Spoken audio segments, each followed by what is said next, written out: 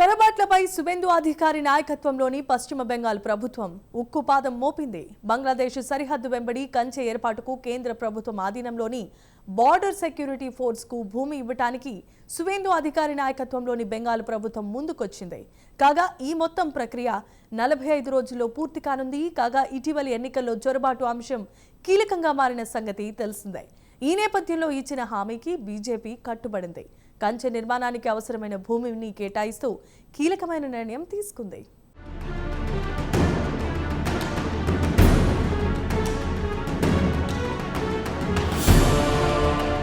పశ్చిమ బెంగాల్ ముఖ్యమంత్రిగా బాధ్యతలు స్వీకరించిన 3 రోజుల్లోనే సువేందు అధికారి కీలక నిర్ణయం తీసుకున్నారు.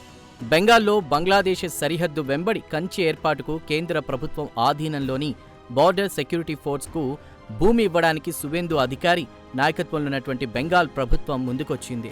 ముఖ్యమంత్రి సువేందు అధికారి అధ్యక్షతన జరిగిన బెంగాల్ కేబినెట్ ఈ మేరకు నిర్ణయం తీసుకుంది. కాగా ఈ అంశంపై ముఖ్యమంత్రి మాట్లాడుతూ కంచె నిర్మాణానికి బార్డర్ సెక్యూరిటీ ఫోర్స్కు అవసరమైన భూమిని బదిలీ చేశామన్నారు. మరో 45 రోజుల్లో ఈ ప్రక్రియ పూర్తవుతుందని ముఖ్యమంత్రి సువేందు అధికారి వెల్లడించారు.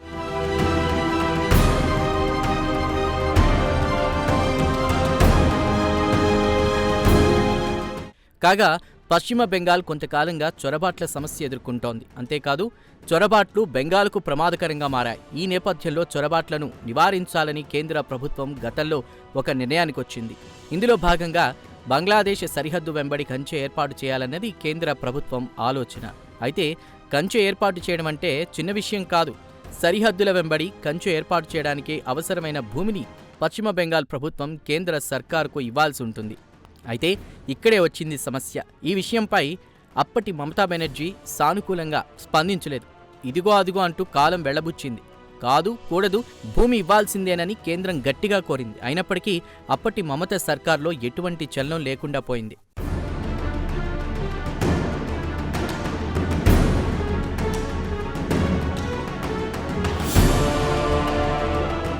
అయినప్పటికీ కంచె నిర్మాణం విషయంలో కేంద్ర ప్రభుత్వం తన ప్రయత్నాలు ఆపలేదు.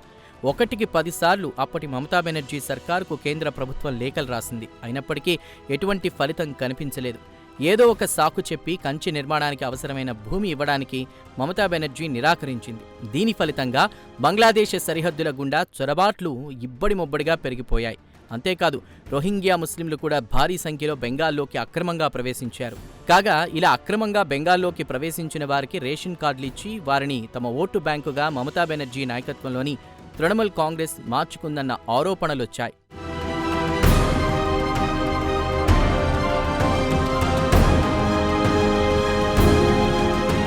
ఇదిలా ఉంటే బెంగాల్ ఎన్నికల ప్రచారంలో కూడా చొరబాట్ల అంశం కీలకంగా మారింది. చొరబాట్ల అంశంపై ఊరువాడ ఏకం చేసి మరీ కమలం పార్టీ నేతలు ఆరోపణలు గుప్పించారు. అంతేకాదు బెంగాల్ ఎన్నికల ప్రచారానికి ఎప్పుడు వచ్చినా చొరబాట్ల అంశాన్నే ప్రధాని నరేంద్ర మోదీ ప్రస్తావించారు. చొరబాటుదారులకు అండగా మమతా బెనర్జీ నిలిచారని ఆయన నిప్పులు చెరిగారు. ఈ నేపథ్యంలో చివరి చొరబాటుదారుడు కూడా బెంగాల్ నుంచి వైదొలిగేంత వరకు తమ పోరాటం ఆగబోదని ప్రధాని నరేంద్ర మోదీ పేర్కొన్నారు.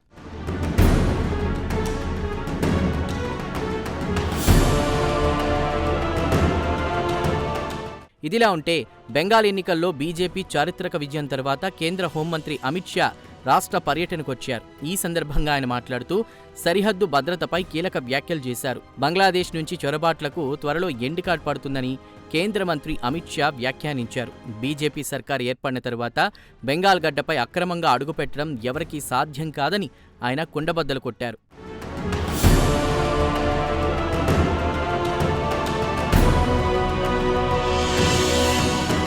అంతేకాదు సరిహద్దు ప్రాంతాలను భద్రతా కోణంలో మరింత పటిష్టం చేస్తామన్నారు ఆయన. సువేందు అధికారి హయాంలో బెంగాల్ సరికొత్త భద్రతా వలయంగా మారుతుందని తాను ఆశిస్తున్నట్లు అమిత్ షా వెల్లడించారు. అంతేకాదు శాంతి భద్రతల విషయంలో బీజేపీ సర్కార్ రాజీ పడడం అనే ముచ్చటే ఉండదని ఆయన కుండబద్దలు కొట్టారు కూడా. అలాగే చొరబాట్లను 100% నిరోధిస్తామన్నారు. ఇందులో భాగంగా సరిహద్దు భద్రతకు సంబంధించి సరిహద్దు భద్రతా దళం, బెంగాల్ పోలీస్ యంత్రాంగం కలిసి పనిచేస్తాయని ఆయన తెలియజేశారు. ఎవరూ అనధికారికంగా సరిహద్దులు దాటకుండా కఠిన చర్యలు తీసుకుంటామని కేంద్ర హోంమంత్రి అమిత్ షా వెల్లడించారు.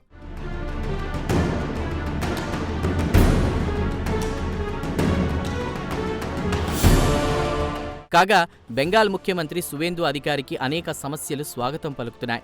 టీఎంసీ హయాంలో చోటు చేసుకున్న ఉద్యోగ నియామక కుంభకోణాలు, నిధుల దుర్వినియోగం వంటి వాటితో బెంగాల్ సర్కార్ ప్రతిష్ట దెబ్బతిన్న సంగతి తెలిసిందే. ఈ నేపథ్యంలో బెంగాల్ ఇమేజ్ పెంచడానికి కీలక నిర్ణయాలు తీసుకోవాల్సిన బాధ్యత ముఖ్యమంత్రి సువేందు అధికారిపై ఉంది.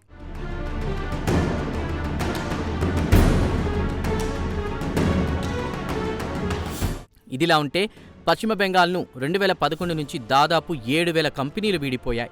దీంతో స్థానికంగా యువతకు ఉపాధి అవకాశాలు దెబ్బతిన్నాయి. ఫలితంగా పెద్ద సంఖ్యలో బెంగాలీలు పొట్టచేత పట్టుకుని దేశంలోని ఇతర ప్రాంతాలకు తరలి వెళ్లారు. కాగా ఈ పరిస్థితులను సరిదిద్దాల్సిన బాధ్యత సువేందు సర్కారుపై ఉంది. ఎన్నికల ప్రచారంలో హామీ ఇచ్చినట్లుగా కోటి కొలువులు సృష్టించడమే సువేందు అధికారి సర్కార్ ముందున్న అతి పెద్ద టాస్క్.